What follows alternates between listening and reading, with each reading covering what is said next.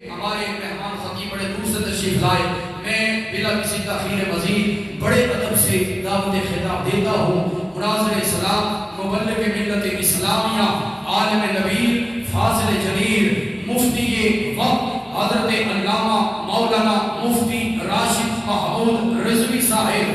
حافظہ اللہ تعالی آپ کے نعروں کی گونج میں تشریف لاتے ہیں۔ اپنے بیدار ہونے کا ثبوت دیجیے۔ نعرہ تکبیر، ہاتھ بلند کر کے نعرہ تکبیر، نعرہ رسالت، نعرہ تحقیق، نعرہ حیدری، نعرہ غوثی۔ اللہ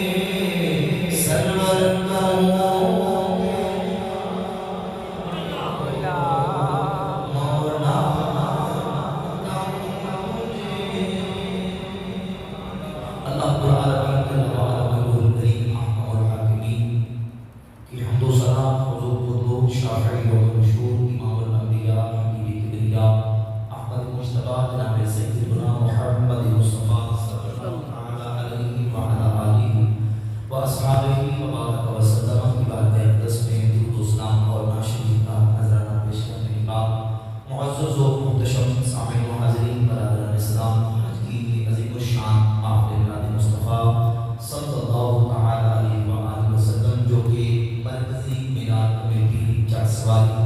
کہ زیر اہتمام زیر انتظام مرکزی جلوس کے بعد آج مسجد حاضہ کے اندر انعقاد پذیر ہے، جس کی صدارت عالم نبی فاضل دین پیر طریقت رہبر شریعت شیخ الحدیث کا تفسیر استاد العلماء حضرت پیر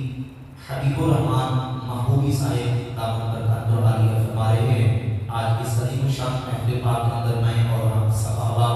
حاضری اور شرکت کی سعادت حاصل کر رہے ہیں۔ اللہ رب العزت جل وعلا کریم ہم سب اہل ایمان کی اس حاضری کو اپنی بارگاہ میں شرف قبولیت عطا فرمائے، اور جن احباب نے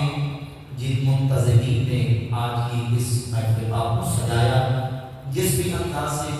کاوش کی، اللہ رب العزت تمام اہل ایمان کی کاوشوں کوششوں کو اپنی بارگاہ میں قبول و منظور فرما کے دارین کی سعادت عطا فرمائے، تمام کے گھروں کو شاد و آباد فرمائے۔ یقیناً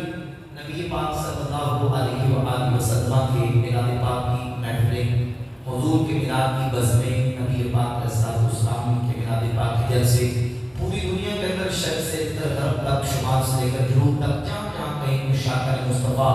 محبان رسول موجود ہیں، اپنی محبتوں عقیدتوں کے خلاف امام الانبیاء صلی اللہ علیہ وآلہ وسلم کی بارگاہ اقدس میں محفل سجا کے جلوس کر کے ریتی نکال کے پیش کر رہے ہیں، اور یہ نبی پاک علیہ السلام کی محبت کا تقاضا بھی ہے اور ہمارے اوپر واجب بھی ہے۔ طلع البدر علینا من ثنیۃ الوداع وجبت شکر علینا ما دعا للہ داعی۔ ہم پر واجب ہے کہ امام الانبیاء صلی اللہ علیہ وآلہ وسلم کی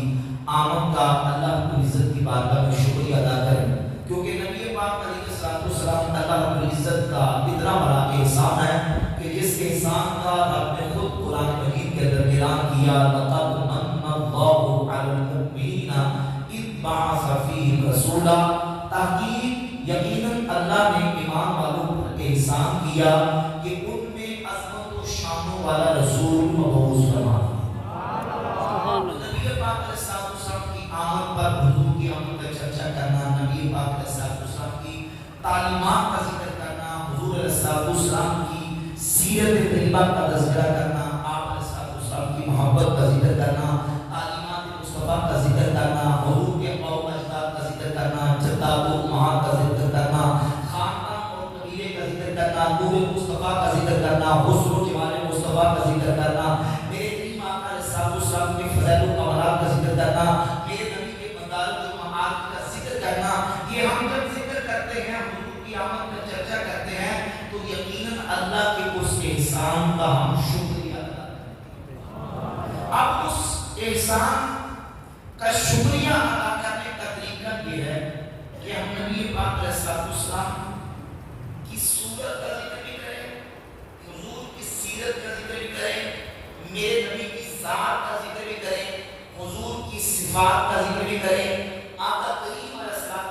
کے احکامات کا ذکر کریں، حضور کی تعلیمات کا ذکر کریں۔ اللہ کرم سے محافل میلاد کے اندر علماء کرام، علماء اہل سنت ہر جہت سے، ہر پہلو سے نبی پاک علیہ السلام کی سیرت پاک، حضور کے فضائل و کمالات کے اوپر بیانات کرتے ہیں، لیکن اس فتن دور کے اندر توجہ سے آپ نے بات کو سمجھنا ہے، ہمارے پاس یہ محافل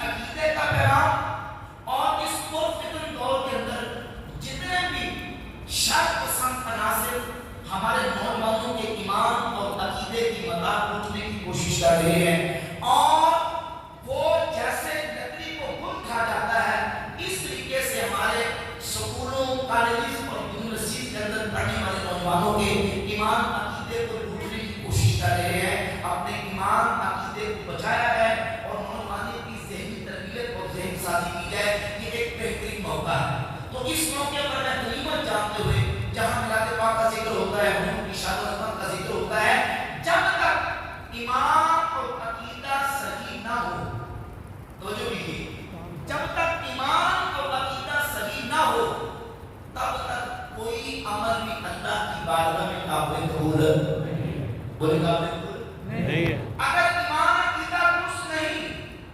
تو پھر عمل کی کوئی اہمیت نہیں، کوئی حیثیت نہیں. جب ایمان عقیدہ صحیح سلامت لے کے بندہ عمل کرتا ہے، عمل تھوڑا بھی کرے اللہ جزا زیادہ عطا فرما دیتا ہے. محبت رسول سے سینہ شرشار ہو،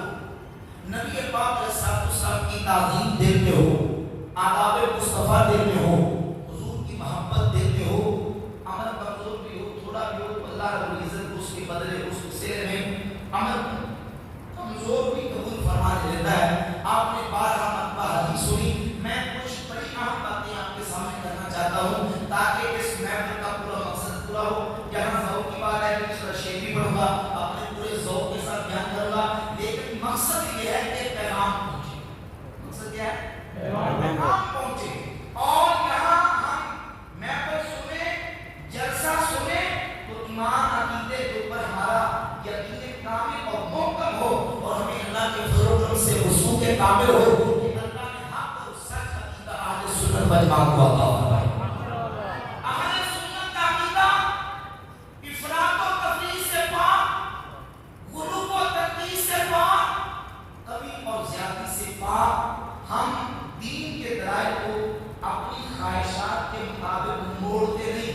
بلکہ جس کو رب بنواتا ہے ہم اس کو مانتے ہیں، جس کو رب کے محبوب بناتے ہیں ہم ان سب کو مانتے ہیں. سبحان اللہ. اگر جب لگے ہوئے ہیں، جلوس بھی ہوا،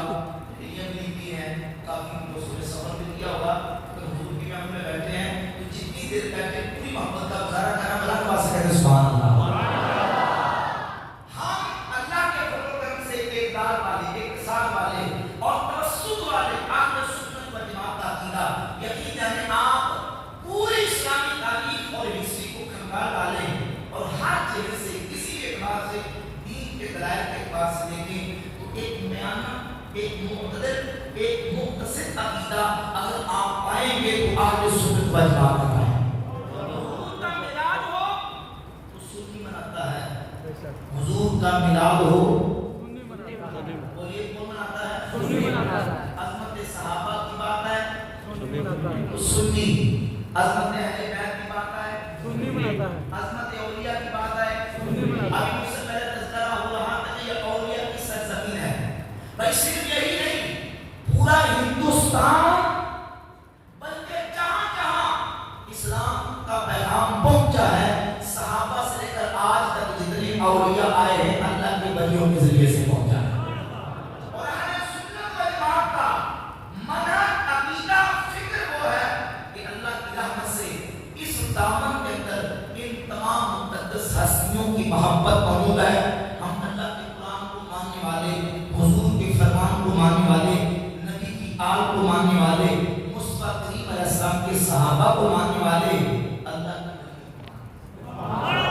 کئیوں کی آنکھیں بریک ایک جگہ پہ لگ جاتی ہے، کئیوں کی دو جگہ پہ لگ جاتی ہے. وہ اپنی خواہش کے مطابق کچھ ہستیوں کو مانتے ہیں، دوسرا طبقہ اپنی خواہش کے مطابق بس ایک طبقے کو مانتا ہے. ہم کہتے ہیں جب رب رسول کو ماننا ہے تو جس کو رب رسول منوائیں گے سبوں کو ماننا ہے. خواہشات نہیں کریں، اللہ کے قرآن کو ماننا ہے. حضور کا خطبہ حجۃ الوداع سیدنا عبداللہ ابن عباس رضی اللہ تعالیٰ عنہ مفسر قرآن اس حدیث کے راوی آپ مستدرک الصحیحین میں 318 نمبر حدیث ہے. رسول اللہ صلی اللہ علیہ وآلہ وسلم نے فرمایا لوگوں میں تم میں دو چیزیں چھوڑ کے جا رہا ہوں، ایک کو مضبوطی سے تھامے رکھو گے کبھی گمراہ نہیں ہوگے. ایک اللہ کی کتاب ہے اور دوسری اس کے نبی کی سنت. اللہ کی رحمت سے ہم قرآن کو مانتے ہیں، ہم حضور کی سنت کو بھی مانتے ہیں. حضور نے حجۃ الوداع سے فارغ ہو کر مقام غدیر خلد پر دوسرا خطبہ دیا. صحیح مسلم کتاب المناقب حدیث نمبر 6225، حدیث کی راوی سیدنا زید ابن ارقم رضی اللہ تعالیٰ عنہ امام الانبیاء صلی اللہ علیہ وآلہ وسلم نے فرمایا لوگوں میں تمہیں دو باری چیزیں چھوڑ کے جا رہا ہوں. ایک اللہ کی کتاب ہے، اس کو مضبوطی اسے تھامے رکھنا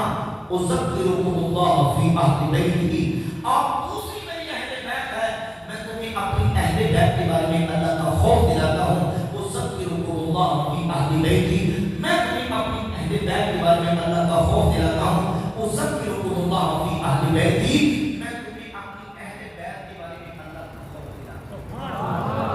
جب رمضان کے بعد حضور کے کا خطبہ اللہ کی رحمت سے ہم مانگتے ہیں ہم کہتے ہیں قرآن کو بھی مانو نبی کی آل کو بھی مانو سبحان اللہ ساری مل کے واپس کہتے ہیں سبحان اللہ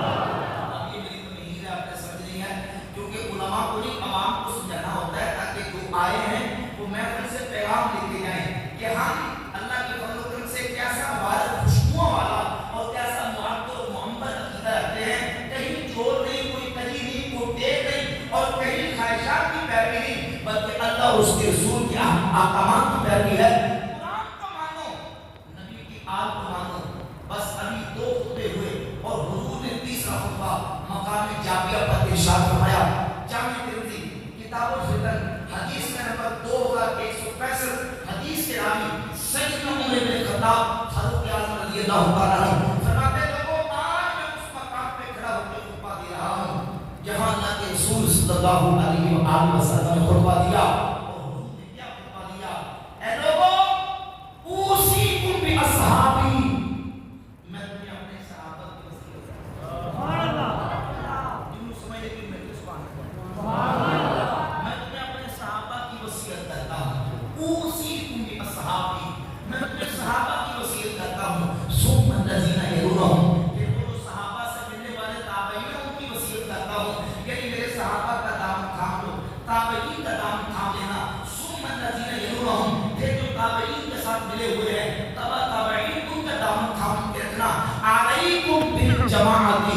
وإیاکم والفرقہ فرمایا ہمیشہ جماعت کا دامن تھام کے رکھنا اور جماعت سے کٹ کر بننے والے فرقے فرقیاں تنظیمیں تحریکیں ان سے بچ جانا ہمیشہ جماعت کا دامن تھام کے رکھنا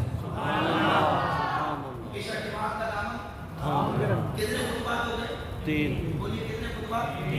اس سیرت ہے نبی پاک علیہ السلام کی تعلیمات ہے حضور کے فرمودات ہیں نبی پاک علیہ السلام نے اپنی امت کی جو رہنمائی کی ہے اپنی امت کو جو ٹریک کیا ہے اپنی امت کو جو منوایا ہے اپنی امت کو جس کے ساتھ جوڑا ہے حضور نے قرآن کے ساتھ جوڑا ہم قرآن سے جڑ گئے حضور نے سنت کے ساتھ جوڑا ہم سنت کے ساتھ جڑ گئے حضور نے اپنی آل کے ساتھ جوڑا ہم آل کے ساتھ جڑ گئے حضور نے اپنے اصحاب سے جوڑا ہم اصحاب سے جڑ گئے حضور نے صحابہ کے تابعین سے جوڑا ہم تابعین سے جڑ گئے حضور نے تبع تابعین سے جوڑا ہم تبع تابعین سے جڑ گئے حضور نے امت کو جماعت کے ساتھ جوڑا اللہ کی رحمت سے آج سنت و جماعت کے ساتھ سبحان اللہ سارے بول رہے ہیں سبحان اللہ اس لیے اعلیٰ حضرت علی برکت مجدد دین و ملت اشعار امام احمد رضا دسی بریلی رحمت اللہ نے بول اٹھیا فرماتے ہیں اہل سنت کا ہے بیڑا پار اسباب اور اہل سنت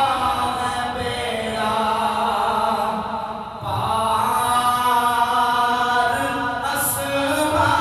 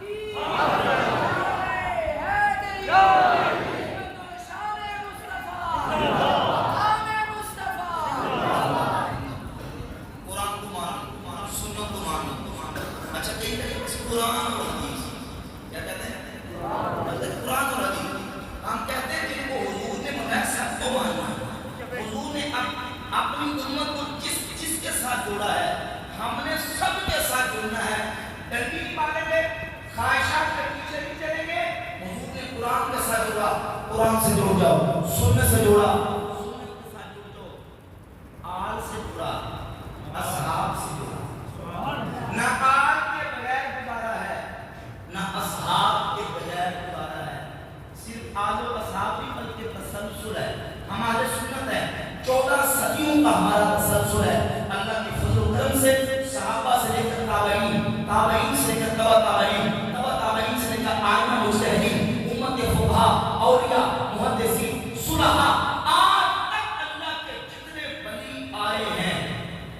واضح ہے کہ سنت کے دین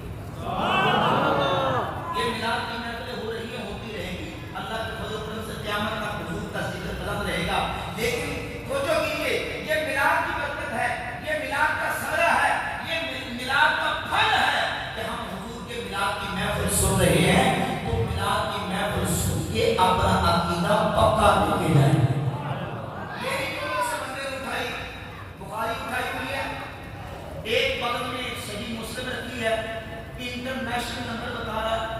وہ کہتا ہے یہ تو کہتے ہیں دیکھیں یہ آپ کو باپوں کے ساتھ جوڑ رہے ہیں، ہم لوگوں کو کتابوں کے ساتھ جوڑ رہے ہیں، تو جو بھی دیئے کیونکہ آج کل سوشل میڈیا کا دور ہے، ہمارے نوجوان بس اس طرح کی جو چپی چپی باتیں سنتے ہیں، لچھے دار اور بڑی اس طرح کی باتیں سن کے فوراً مس گائیڈ کر دیا جاتا ہے، ڈی جے ہو جاتے ہیں، وہ کہتے ہیں یہ امت کو باپوں کے ساتھ جوڑتے ہیں، ہم کتابوں کے ساتھ جوڑتے ہیں۔ میں نے کہا بتاؤ کن کتابوں کے ساتھ جوڑ دو، کہتے ہیں بخاری کے ساتھ، مسلم کے ساتھ، میں نے کہا یہ بتاؤ کہ بخاری مسلم کس کی کتاب ہے؟ سبحان اللہ،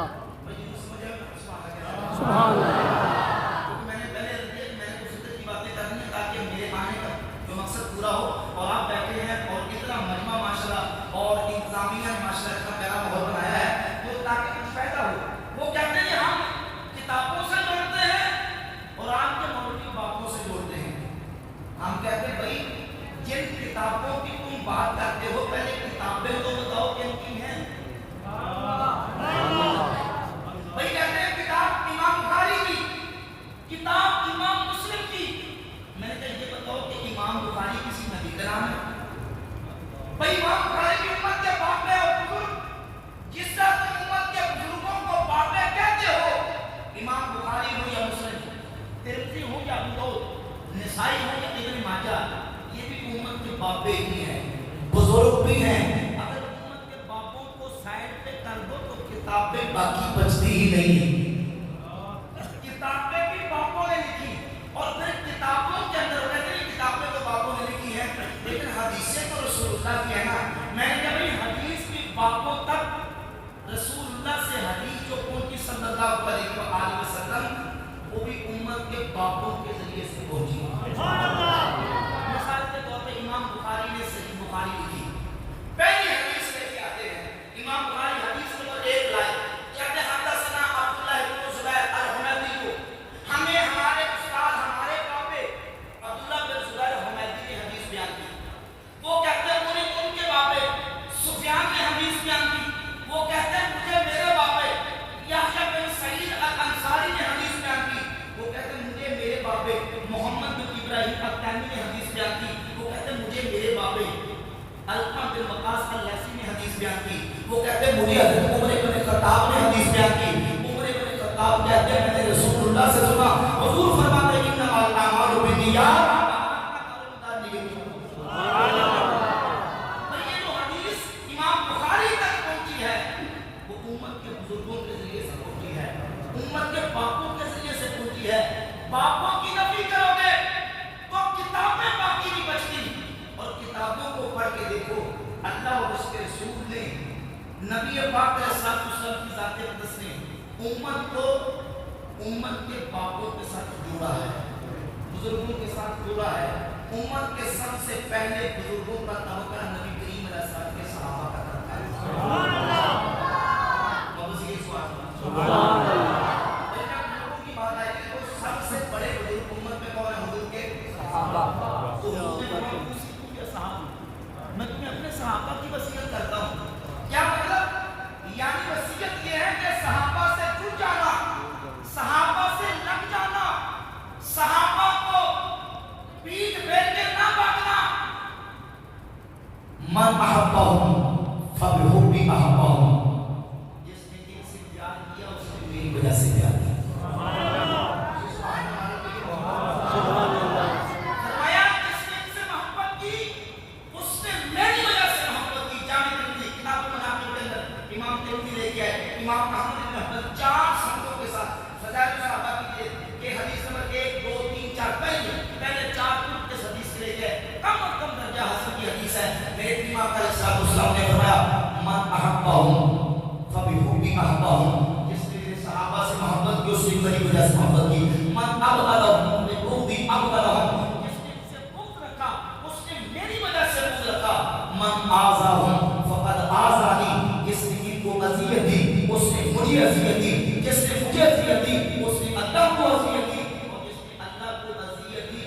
یوشک ان یعبدہ، پھر اللہ اس کی گرفت فرمائے گا، اللہ اس کی پکڑ کرے گا۔ حضور فرماتے ہیں اذا ذکر صحابی، جب میرے صحابہ کا ذکر ہو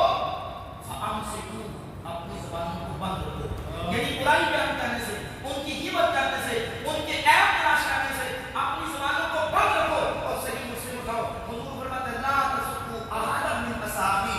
میرے کسی ایک صحابی کو بھی تمہیں برا کہنا نہیں،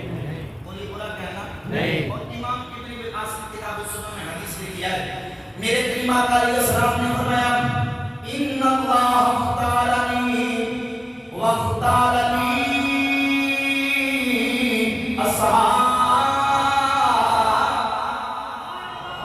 اللہ رب العالمین نے اپنے لیے مجھے پسند کر لیا،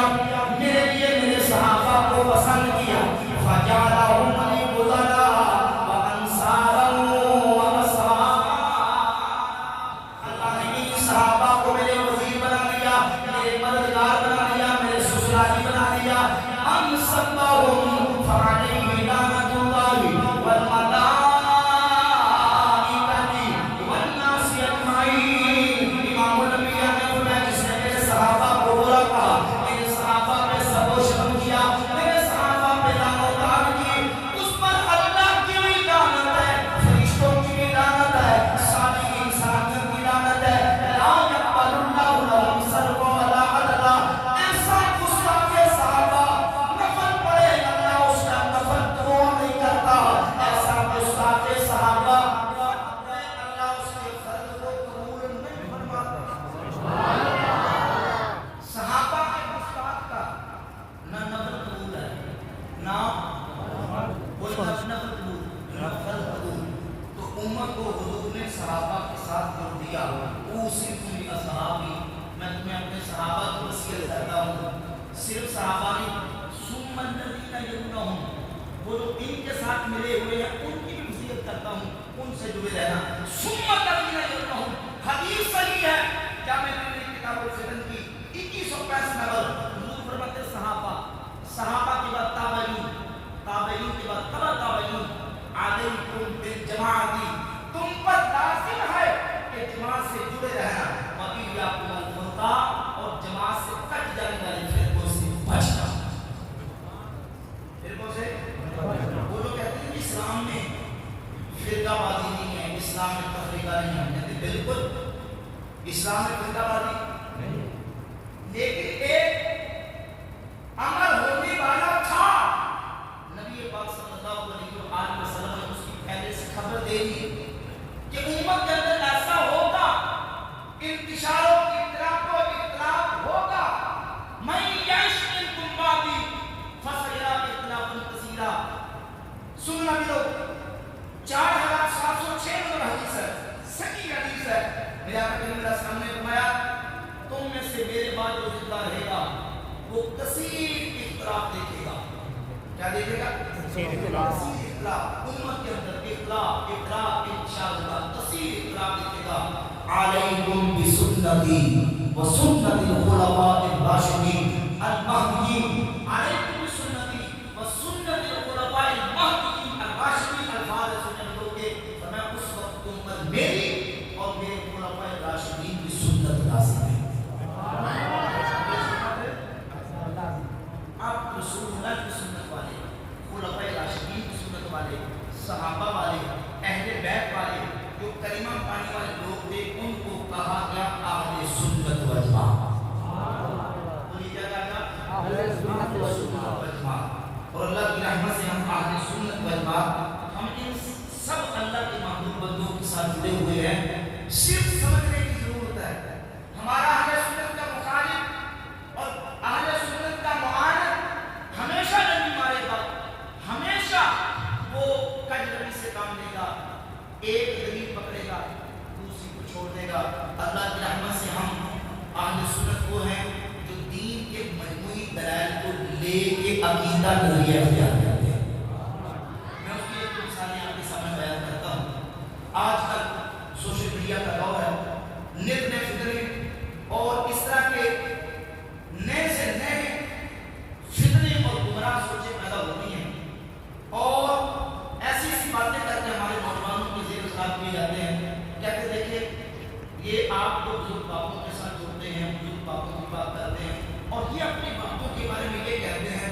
قیامت کے دن بابے ہمارے کام آئیں گے، بزرگ ہمارے کام آئیں گے، قیامت کا دن وہ ہوگا نفسا نفسی کا عالم ہوگا،